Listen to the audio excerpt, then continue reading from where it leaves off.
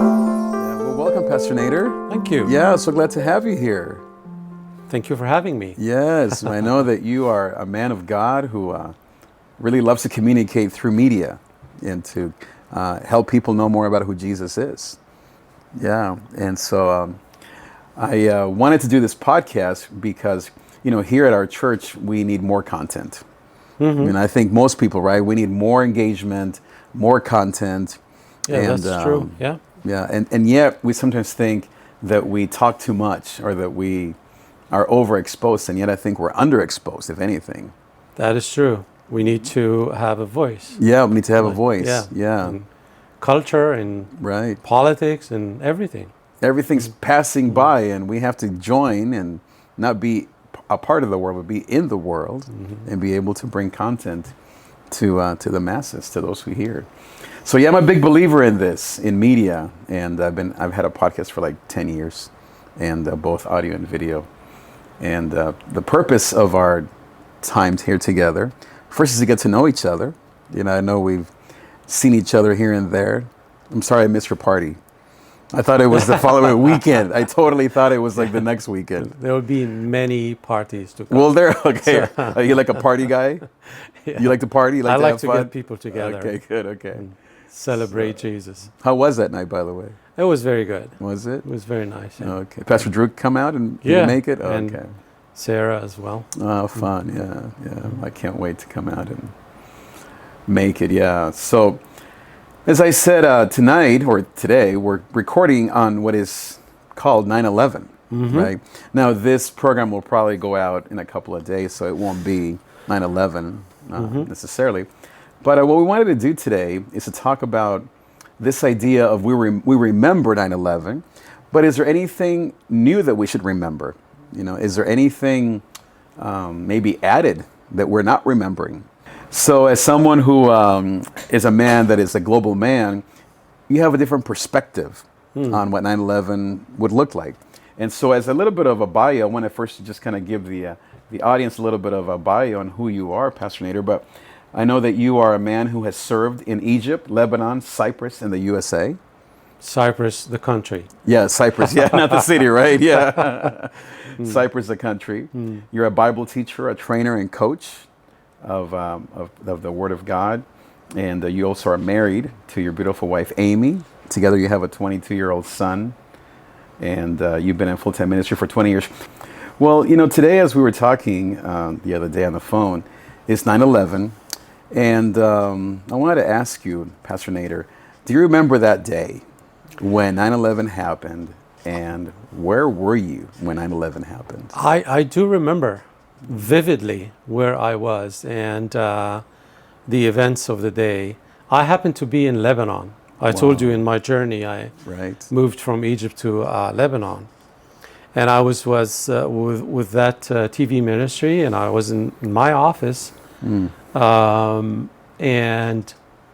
all of a sudden I saw that on TV, because minutes or very short time after the attack, the pictures were all over the news, all over the world. And I was in my probably late 30s then, do the math. Right. And I was not very political. Wow. I was mildly interested in world affairs and international relations and all that. It's just because it's a cool thing to know. But the non-political or minimally political person I am, watching that on TV, I thought this is going to change the world. This is the world will never be the same after this event. Back then, I didn't do my first trip to or visit to the United States.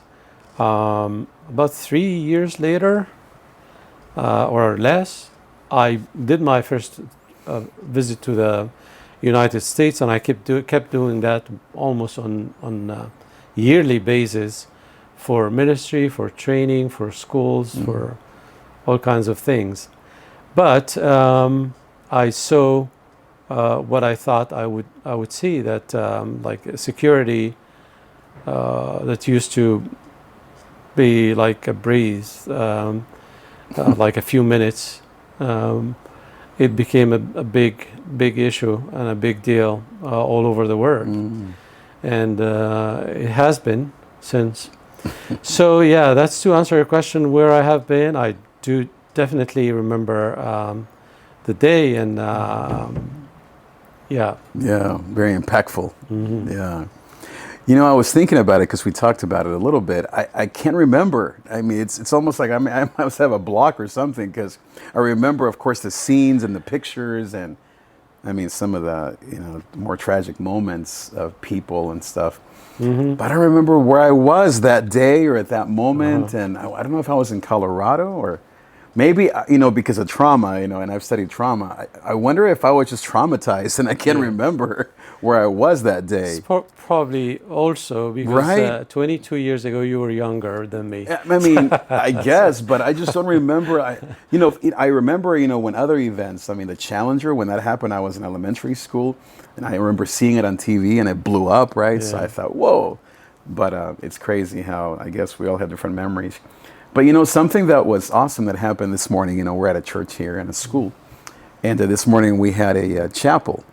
And we sang "God Bless America" at the end. So like 150 kids. God bless America is beautiful.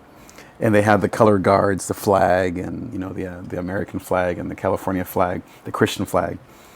And every time I sing that song or have these kind of anniversaries as a man of color, I'm from Nicaragua, I always think of many things that I've been through in my life in these moments. And I wanted to ask you, as someone who's a global man and who has a background in many different countries, and what do you think in terms of, on this day, do you have kind of a different perspective on this day because of who you are? Well, I think so. I'm from the Middle East. This is the culture I come from. I'm Arabic speaking. This is the language in this part of the world. I live among, I grew up in a predominantly Muslim country. Correct. I'm very close to the hot areas of conflict, like Israel and Lebanon, and I lived in Lebanon, among other countries. And it's a different world. It's a different world, and people think differently and view the same thing differently. So what happened is that 9/11 attack brought, or rather forced, Islam and knowing about Islam, and brought it to our radar here in the United States. I think it was late. It was a late response to Islam. And because 9/11 was not the first attack, or was not the first terrorist attack. In the 90s, 1993, the same World Trade Center, I think the northern right building was. There was a bomb, and it exploded and killed a number of people, and many more were injured. But that, for some reason, we let it slide to our disadvantage.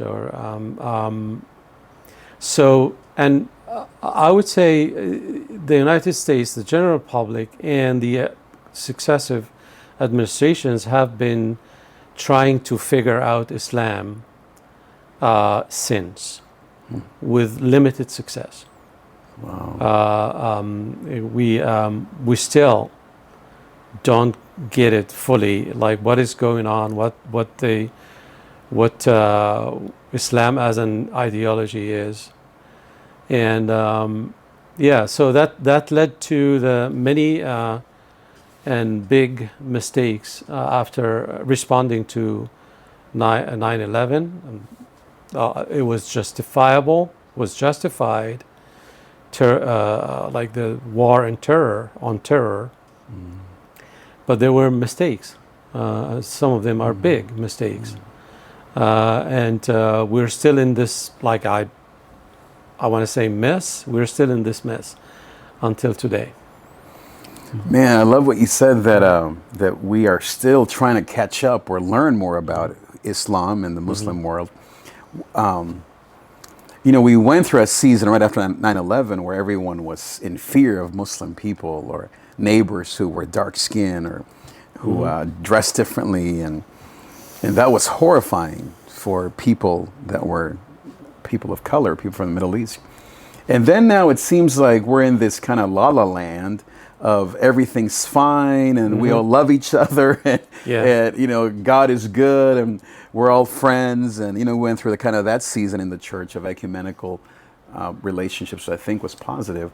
But then things like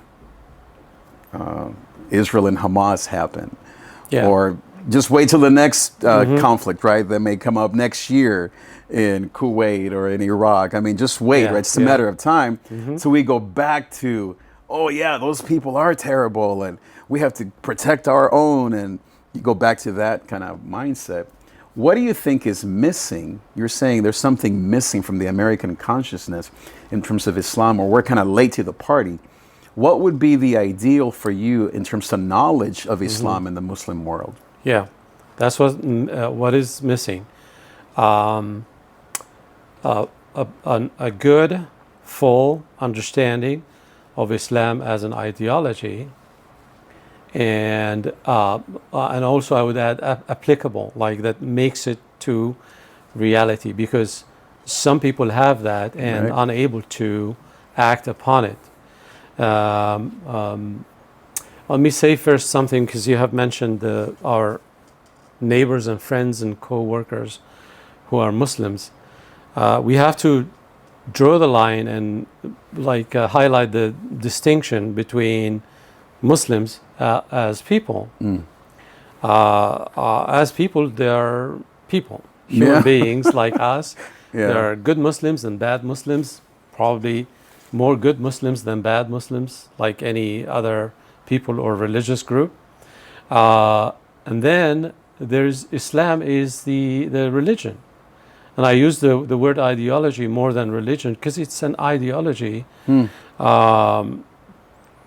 It was born political, and it continues to be an ideology.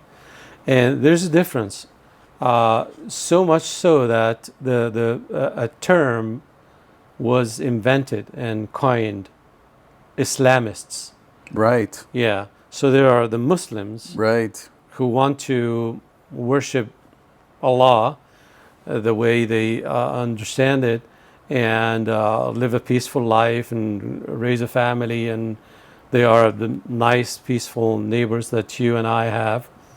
And there are Islamists, and the term, I believe, was coined by Muslims. Oh. So scholars to disassociate themselves and the Muslim community from Muslims who have a political agenda of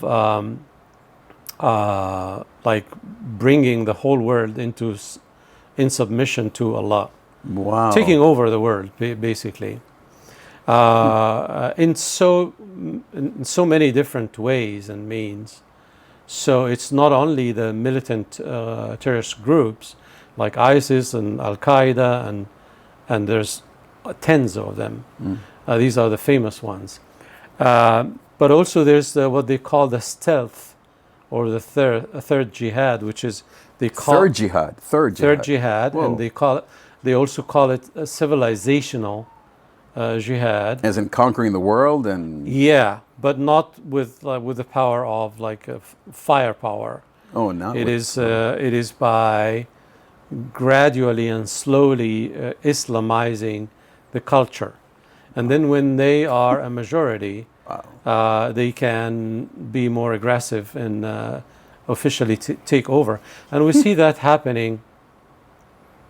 And unfolding in Europe, with no guarantee of the outcome. Like the Islamization of Europe is well is unfolding. It's underway. It is well ahead of what's happening in the United States.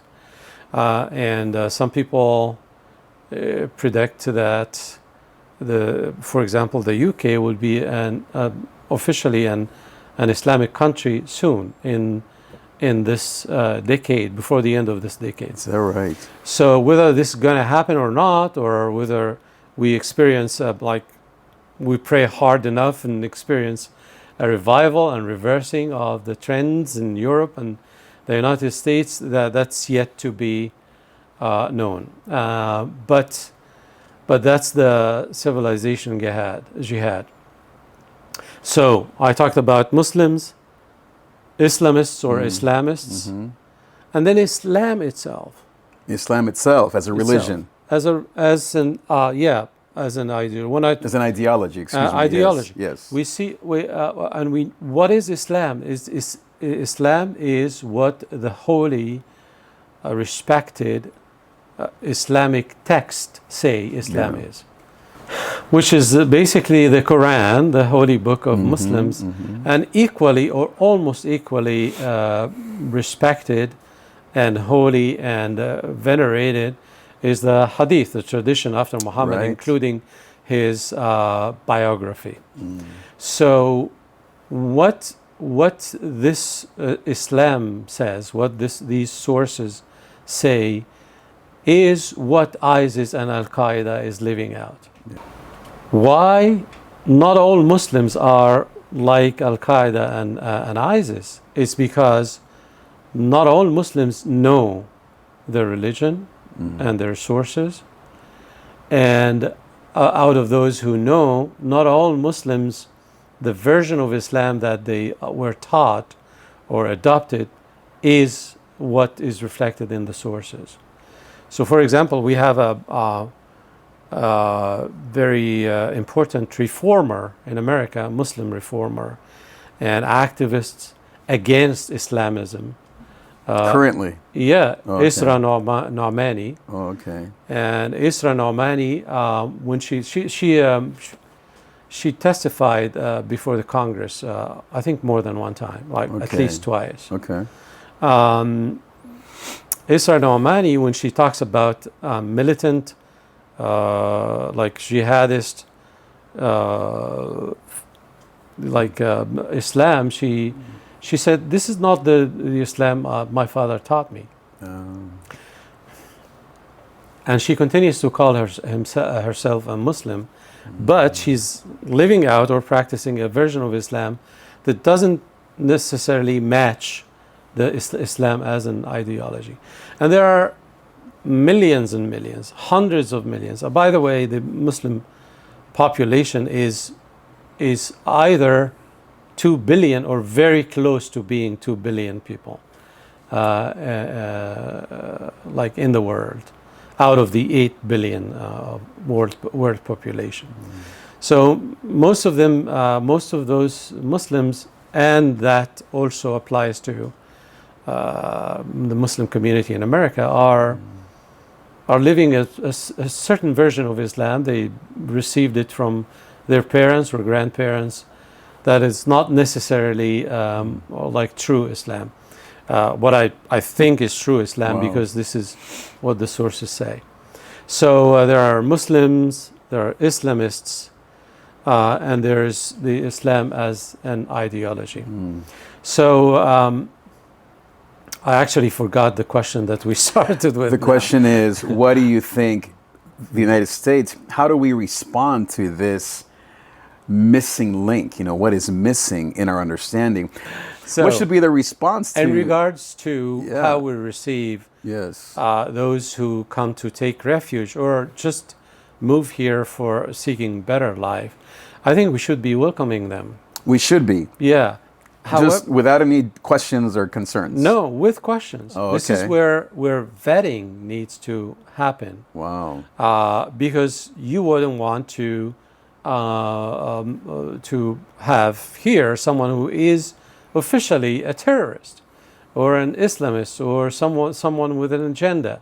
Wow. Who is coming here. They hate this country and they would want to hurt this country. Ideology goes something like this, and I'm really oversimplifying it. Like capitalism or is evil because all all the means of production and all the capital is in the hands of a few, and they are oppressing the working people, and they're living as slaves, and they need to be liberated and own everything, and that's the Marxist utopia. This did not find a fertile soil and a market in the United States, because under capitalism, everyone was doing well and happy, and they are not worried and they are not upset on anyone. So it kind of morphed and changed form into the oppressed and the oppressive, and the oppressed became anyone who is successful Was the oppressor. with the oppressor, Yeah. and on anyone who's not making it or struggling or whatever is the oppressed. And that included everyone, the people of color like myself and yourself, minorities, political or ethnic or even sexual minorities. Of course. Joined that enterprise and categories. Exploited it. Yeah. Yeah.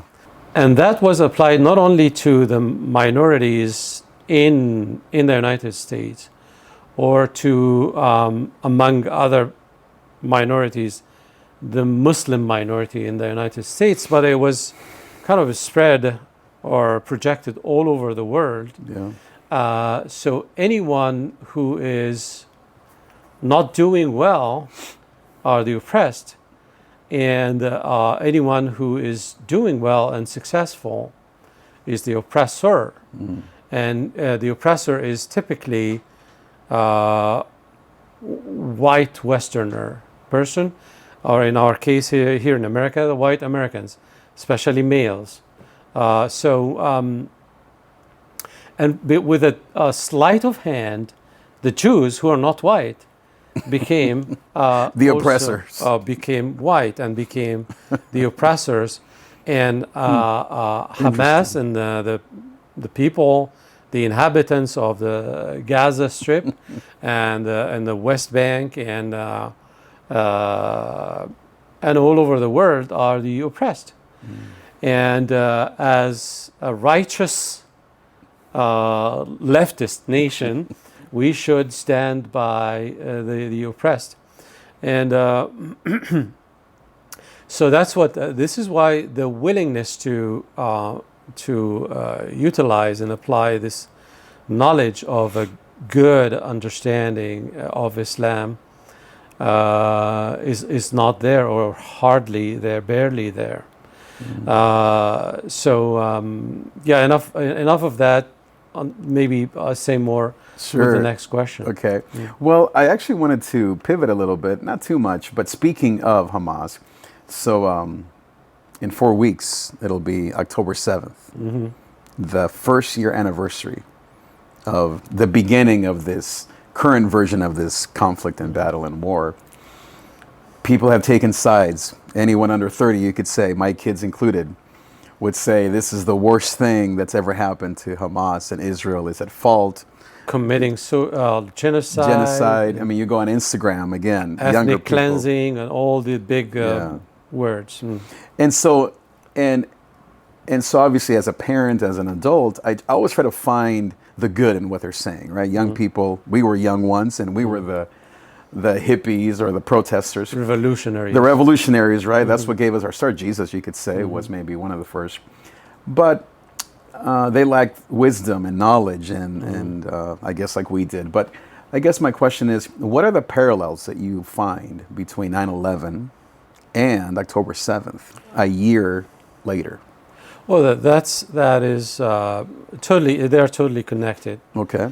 and they come from the same source, and they are very relevant to your question and what we were talking about, the Islamic ideology, the same ideology that drove Osama bin Laden and Al Qaeda to plan for and execute the terrorist attack on 9/11. It's exactly the same.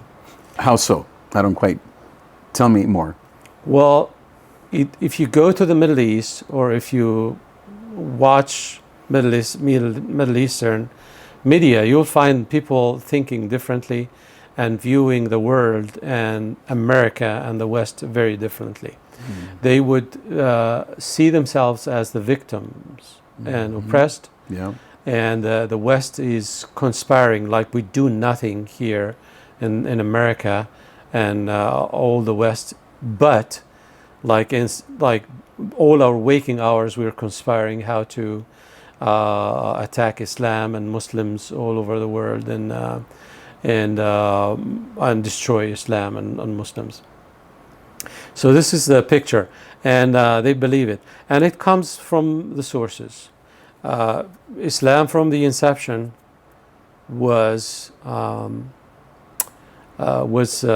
like imperialist. Yeah. Was like Muhammad started with the dream of the empire, Right. and he actually, in the tradition you can read that he told these people, "Follow me, and I will lead you to own all these lands and all their wealth and so forth." And from the beginning, it claimed that it comes after the tradition of the Jewish and Christian tradition, but soon after he like came out to preach his message, Muhammad turned against Christians and Jews. Yeah. And this is this is a little bit tricky, and I'll try to clarify why it is tricky. But when he turned against Muslims and Jews, there are texts in the holy book of Islam that commands Muslims to fight Christians and Jews. Yes. Like particularly for those who would like to check that out for themselves, it's Surah 9, and it says, "Fight those of the people of the book." This is how the Quran addresses or talks about Christians and Jews, because they are the people who have books before the book of Islam, which is the Quran. Fight them, and those who don't believe in Allah, so believe in Allah the way Muhammad and the Quran presented it. And we don't believe in Allah or a God in that way. And the choices are like either they will die in the fight, or they will be given the choice to convert to Islam. Or if they don't want to convert, there's a lucrative way to have them stay with under their religion, which is put them under a special tax they call jizya. So Christians and Muslims can keep their religion. Christian and Jews keep their religion and live in a Muslim community or under the Muslim rule, but pay this special tax, the jizya. And that's what happened in the expansion of Islam and the Arabic invasion with Islam with it to all the region, Egypt and North Africa, or Iraq and the Levant and Persia. Yeah. So people were given these choices based on the holy text. And I'll give you an example, like Egypt, for example. There are still 10 million Christians in Egypt. They trace their origin to like basically 33 AD, the resurrection of Christ. As in Pentecost, or where? How did they get converted? They converted, like Pentecost is like there were people from all over this region on the day of Pentecost. And then John Mark, the author of the Gospel of Mark. The Gospel of Mark, is Egypt's evangelist. He went there, stayed there, evangelized. This is why in Egypt we have a unique thing, like all the world or the Catholic world have their Pope, who is the successor of Peter. Right. But in Egypt we have the succession of John Mark. Oh, okay. And there is we have our own Coptic Orthodox. This is the majority of Christians in Egypt are Coptic Orthodox. That's Pope, amazing. Who is the successor of John Mark. Oh, wow. Anyways, and after the Islamic invasion or the Arabic invasion, some people choose to pay the tax and remain Christians, and we're thankful to them for the continuation of Christianity until today. Many converted to Islam to avoid paying this tax, like big tax, and some with like in Egypt and other countries died in the invasion.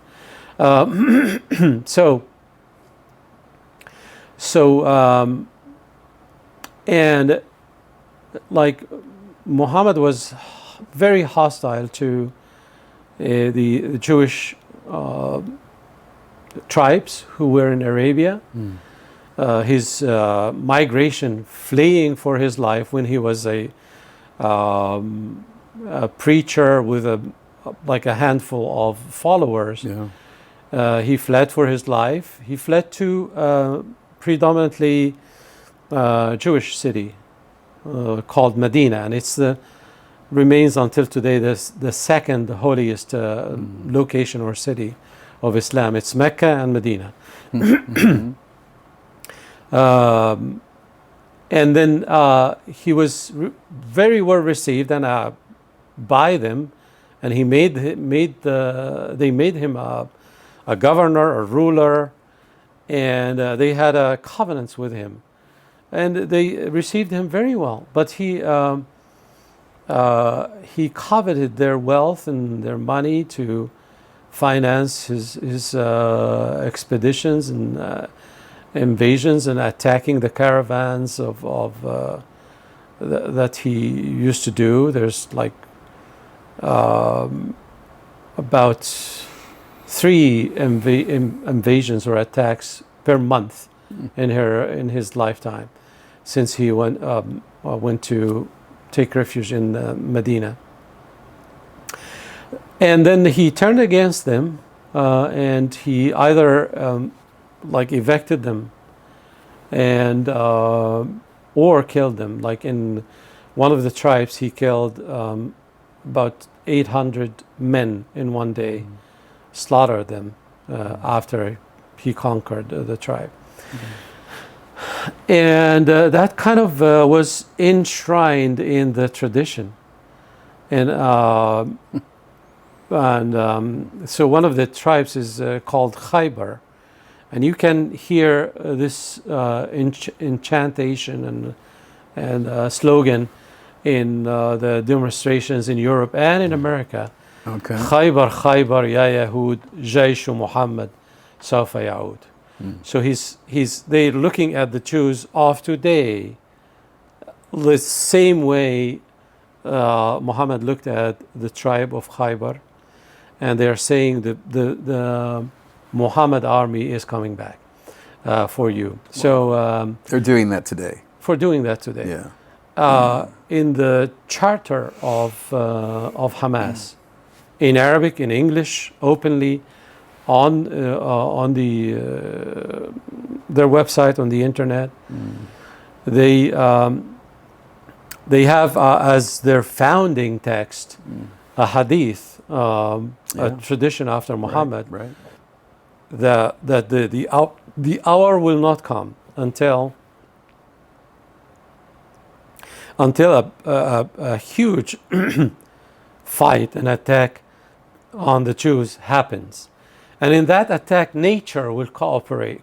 Nature. Yeah. Wow, like a tornado, an earthquake, or a fire, or something. The stones and the trees. The stones and the trees. And they will have a voice and they will speak, calling the Muslim attacker, fighter, "O Muslim slave of Allah, there's a Jew hiding behind me. Come and kill him." Oh, wow. So, It's, wow. so in that regard, Hamas is not like the conflict between Hamas and Israel. And I would expand this to the Palestinian Authority. Yeah. Is not geopolitical. It is religious. It is ideological. Of course. And their goal is not to have a piece of real estate, to have their state on it. Their expressed goal is to kill all the Jews all over the world. Yeah. And they are not silent about that. They are not hiding it. They are not ashamed of saying it. Their goal is to remove Israel from the map. Yeah. That was the goal since the Jewish state started.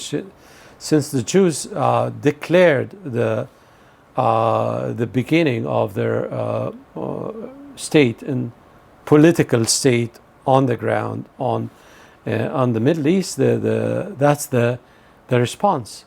Immediately after, 6 Arabic armies attacked Israel, and in that attack, and like pushing back this attack, Israel gained more territories. Israel did. And land. Oh, okay. It failed miserably, okay. and it was like it cost the Israelites a lot, but they were successful in pushing back and maintaining their country. Otherwise, it would have been wiped out. From the year of the declaration of their state, 1948. 48. Right after that, it was the expressed and declared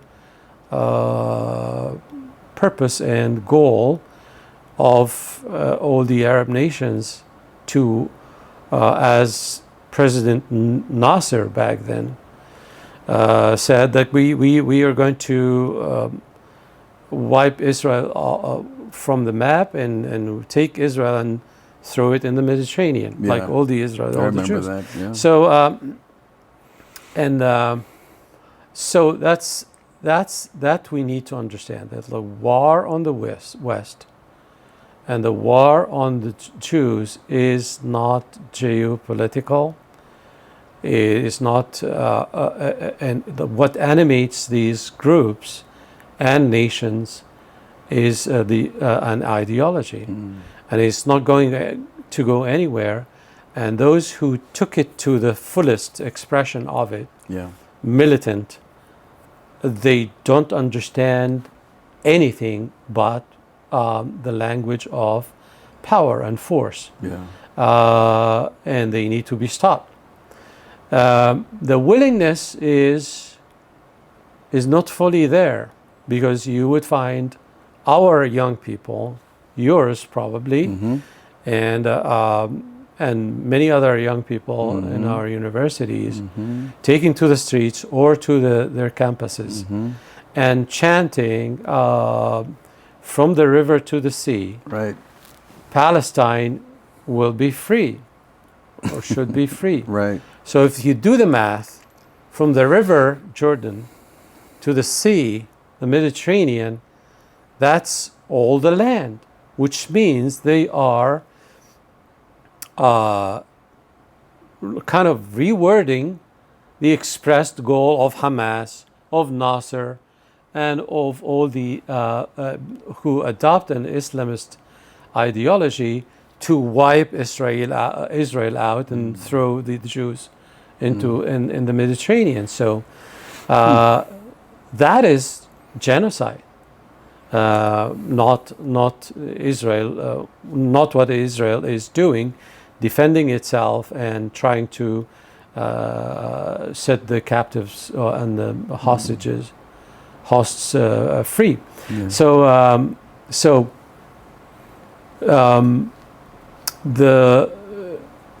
The Islamists finding or riding over the leftist wave that has been like flooding our nation and our universities for decades. You can go back 5 to 7 decades. Found like riding this wave. They have won the propaganda war. Yes. In America, in our universities, or among our young people, and all over the world, and all the way to the United Nations and the Security Council. It is totally and purely anti-Semitic organization right now. So this is where we are. Your question, what is missing? Here's what is missing. But we also miss, to a great extent, the willingness to act on a proper knowledge of the Islamic ideology. Now, I love when you say the willingness, but don't you think, here's my problem. It seems like, again, that as a Christian nation that we were founded upon, we have, again, such a opening arms mindset here in the United States. And then you add, of course, the Christian component, right? We as Christians welcoming our neighbors. And yet, the timeliness or the urgency of this crisis is violence, is resistance, is more militant, which is so foreign to most Americans. Until 9/11, we have never even been attacked. And now, as I said, now it's been fading into the background. So now we're back to being, I would say rightly so, welcoming, kind people. And yet, the way that I hear you, and I agree, the crisis doesn't require a lot of love and tenderness. It requires more resistance.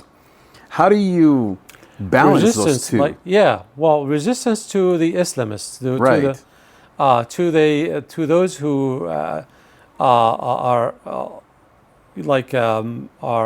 animated and apply and live out the Islamic ideology to the fullest, and as Muhammad lived it out in his time. But that, like, two things can be true at the same time. Okay. Welcome to anyone, including Muslims, who want to come here and raise a family, live a peaceful life with their neighbor, and integrate and become a part of the American project. And again, we need to, I think we should, as a church, see that as an opportunity. Because if it is an opportunity with all people, it's especially an opportunity with Muslims, because in their own land and in their own countries, in some of their countries, it's illegal to preach the gospel to them. Of course. So it is that's an added opportunity to have them here with all the freedom for us to preach the gospel to them, and all the freedom for them to respond and to receive faith and become followers and disciples of Jesus. Because also in their countries, they don't have this freedom. They do that. It's a huge obstacle, because they know the consequences can be very grievous. It may cost a convert their life, their very life. So those who respond or become followers of Jesus, they do that in the most part secretly, like the underground church in Iran right now. So it's an opportunity. The balance is to do do it right. Do it right. To do it right. Huh. Wow. And the part or the role of this is of the state is different than the role of the church. Like as a nation, the administration, the government is responsible for protecting the American people, Right. and keeping the enemies at bay, and that this is why the Apostle Paul says that they have been given a sword in Romans 13, and it's not, they were not given the sword for no purpose or no reason, or there's a reason they were given a sword, to use it for good, to protect the people. The church's role is different. Wow. Is to make disciples of all nations, those who are among us and the nations of the world. But don't you think? And I want to say that, as an answer to this question also, as a nation we did that with a destructive ideology named communism. Mm-hmm. And it was as an ideology, it was very aggressive, and they sought to advance and expand their ideology very aggressively. And if you recall, that is what we call the Cold War. Mm-hmm. And it was cold in the sense that America did not engage in war or declare war, or the other way around.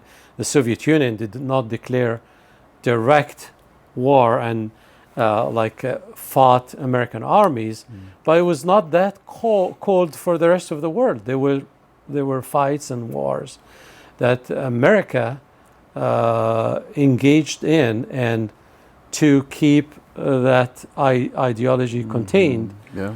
And in the inside, we were, in the most part, aware and alert and assertive enough in opposing this ideology, all these years, and I would say successfully so.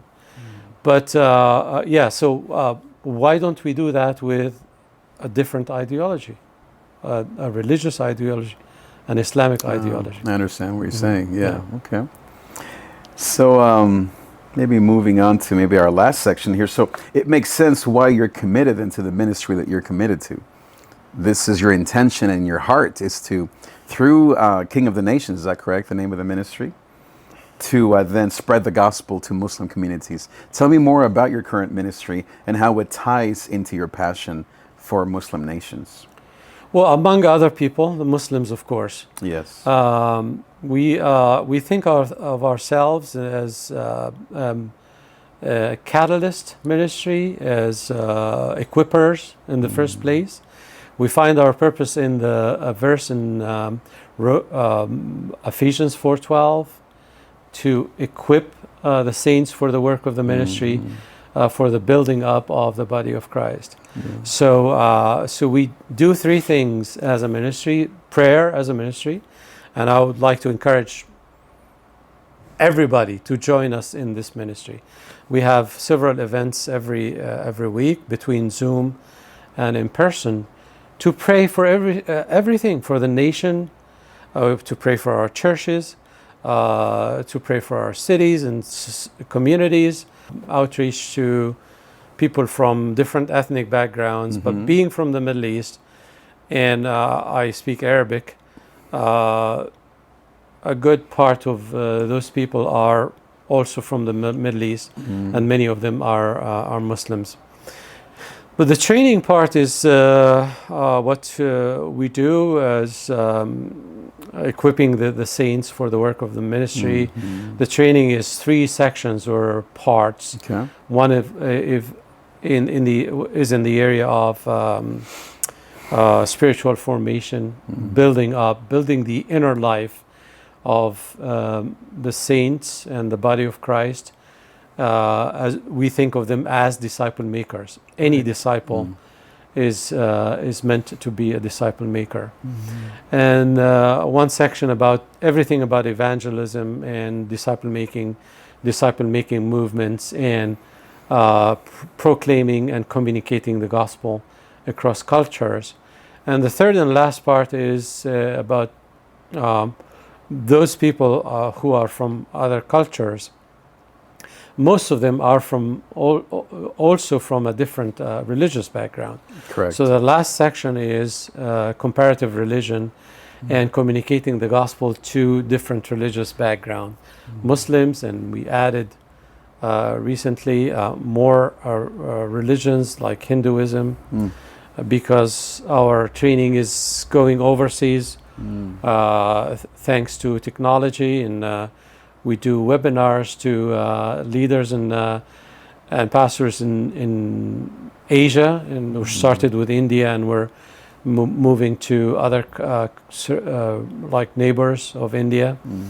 And so we give them the whole training to empower the disciple making movements that they are launching and they are doing in India. That's amazing. And your connection to the LCMS, the Lutheran community, tell me a little bit about that. What are you currently doing in terms of connections to this church, to maybe other Lutheran communities? How can people get involved? Well, I'm connected to the LCMS since I colloquied to join the ministry of the LCMS. Okay. And having done that, I'm a part of, I'm a pastor, LCMS pastor within the Pacific Southwest District. And as with the pastor hat, and I do the pulpit supply, so I get phone calls and invitations from churches all over the district to preach or conduct services or both. So I really like this part of the ministry because I get to see many parts of the body of Christ and the people of God, and I have the opportunity to serve them and wash their feet and speak the word of God to them, and edifying the body of Christ.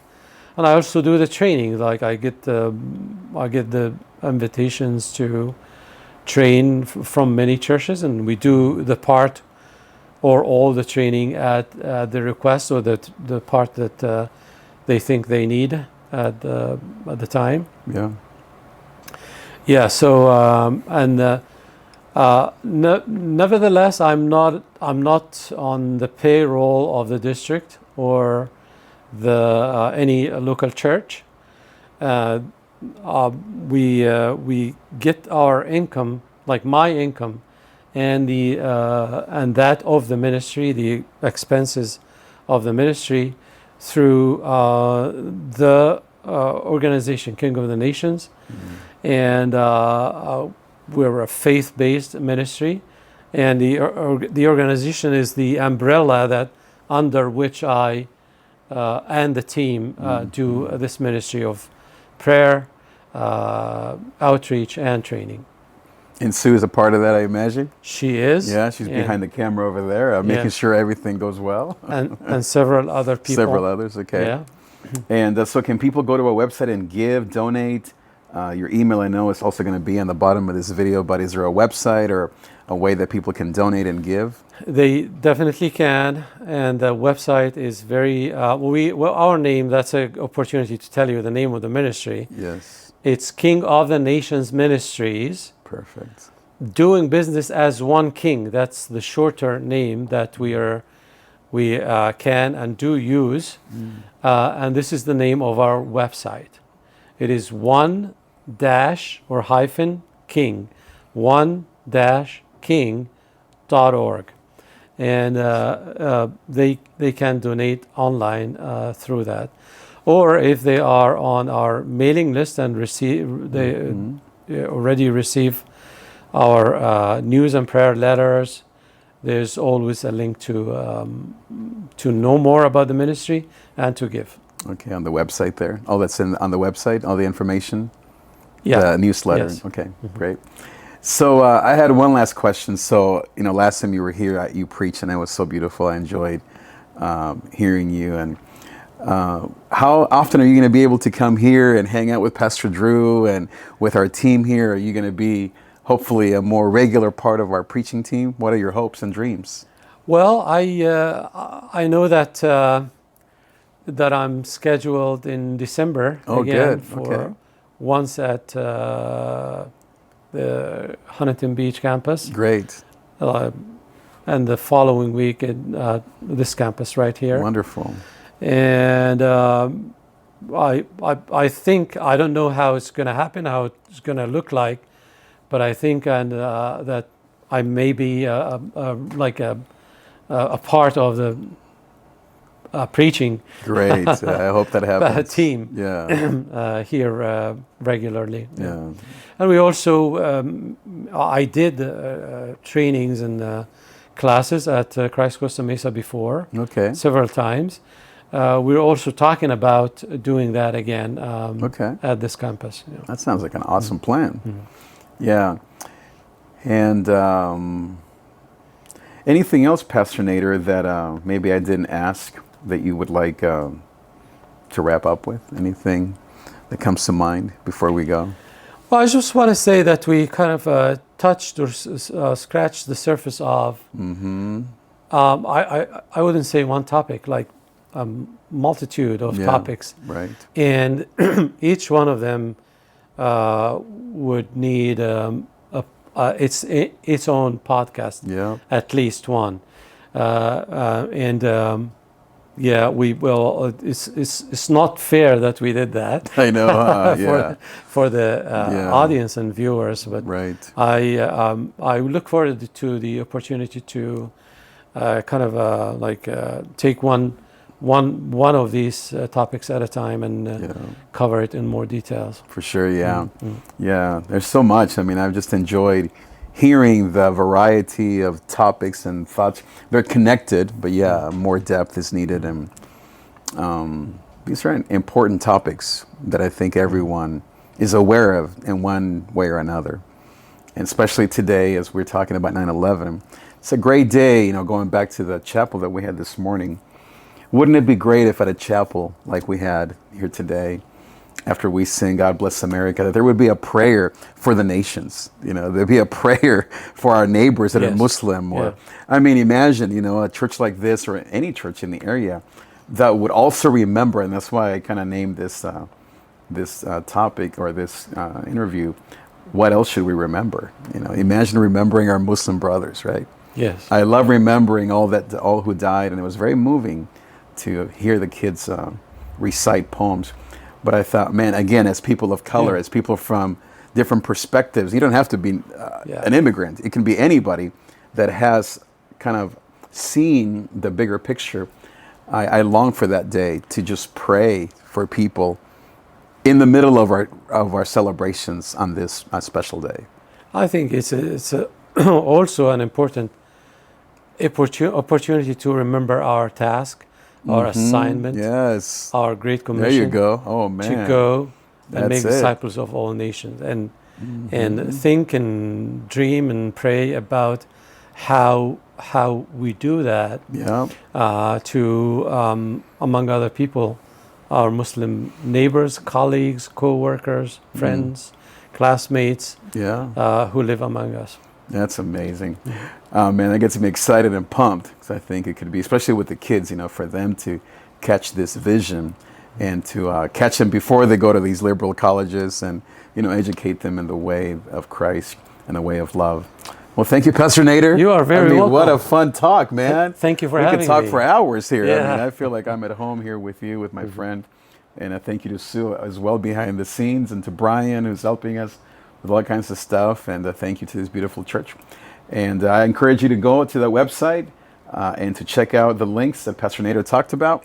Make sure that you get connected to a webinar, to a class, to pray along with this beautiful ministry, to support the work of this man, and to pray for your individual church and ministry. How can you remember the nations and the call of going to the whole world to preach the gospel, especially on days like today? So thank you again for being here, and we will see you next time.